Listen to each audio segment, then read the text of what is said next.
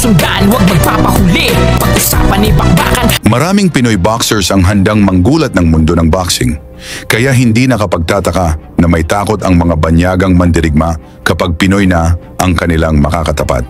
At kabilang sa mga umaangat ngayon ang ating bida, si Gino Rodrigo, taglay ang kartadang 13 panalo, 10 knockouts,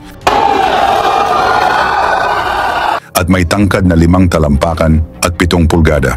Tubong Antipolo City, Rizal, at kilala sa palayaw na Wild Beast dahil sa bangis at lakas ng kanyang mga kamao at nagmula pa sa 7 sunod na knockout na panalo.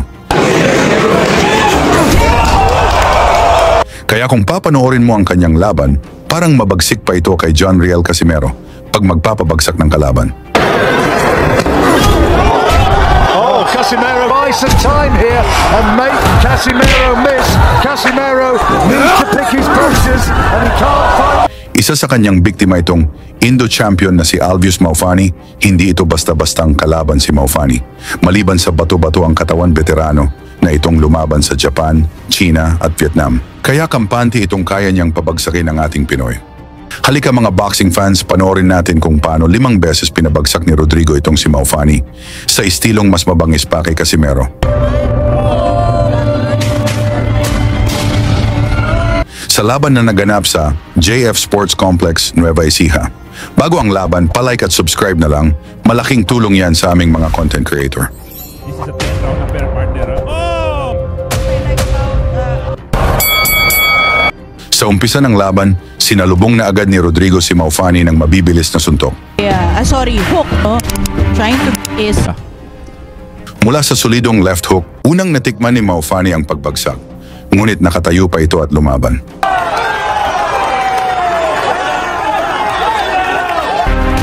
Mula sa mabilis na pinakawalan ng Pinoy, bagsak ulit si Maufani.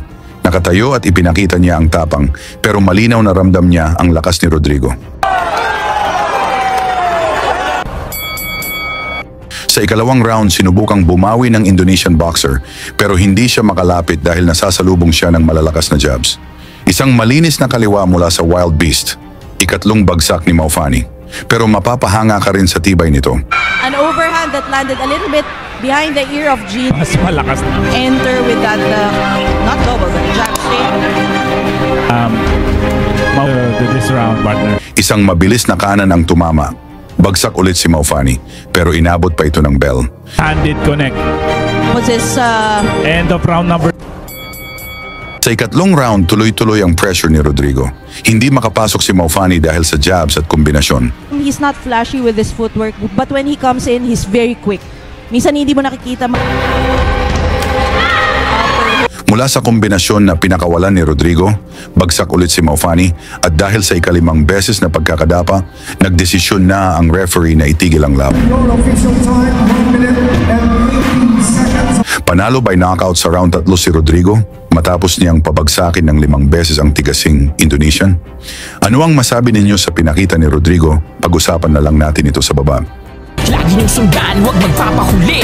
Pag-usapan ay bakbakan, balita niya at laban. Mga Pinoy na di nagpapagapi. Salamat sa mga suporta na lagi nandyan.